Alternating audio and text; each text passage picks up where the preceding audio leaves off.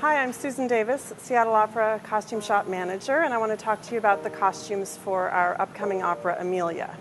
We're very excited to be working with costume designer Hould-Ward, who hasn't worked with us here before, but you may know her work from Broadway. She's worked extensively there, designing shows such as Sunday in the Park with George, Into the Woods, and Beauty and the Beast, for which she won a Tony Award.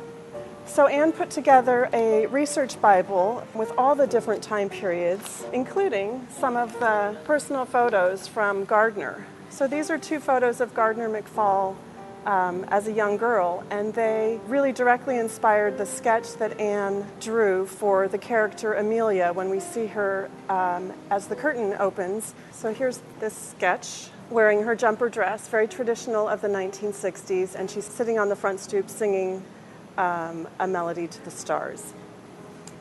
Our character Dodge, the pilot, comes out to the front step and tells Amelia to get ready for bed. And the next time we see her, she's wearing her nightgown. And what you'll notice about this sketch is that the nightgown fabric has airplanes on it.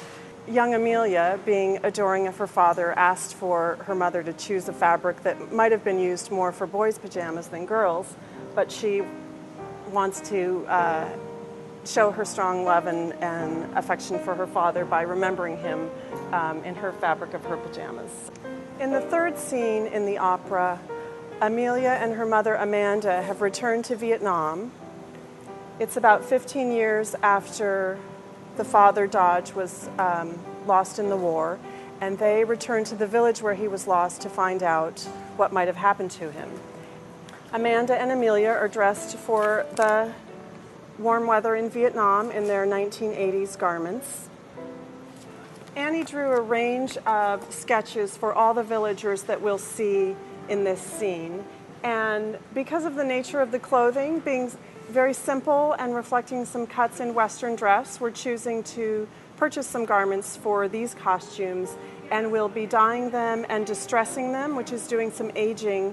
We have a picture and a sketch, and we've got Dodge wearing his full dress white uniforms with medals and aiguillettes, but our research only shows Commander McFall wearing his aiguillettes with his ribbons, and so we needed to make sure that we could do this within regulations. And I actually have been in contact with someone who served with Commander McFall on the sister carrier in Vietnam, and he's become a huge resource for me, and I can just send him a question that says, can a military dress white uniform be worn with medals and aiguillettes? Can, we put ribbons on his tropical white uniforms, and he has been so helpful and so gracious. The other thing we wanted to do was to recreate Commander McFall's bomber jacket, which will be on stage.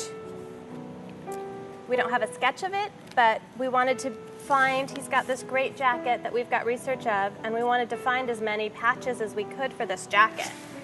So through research, lots and lots of military research, I was able to find a good portion of the patches for the jacket.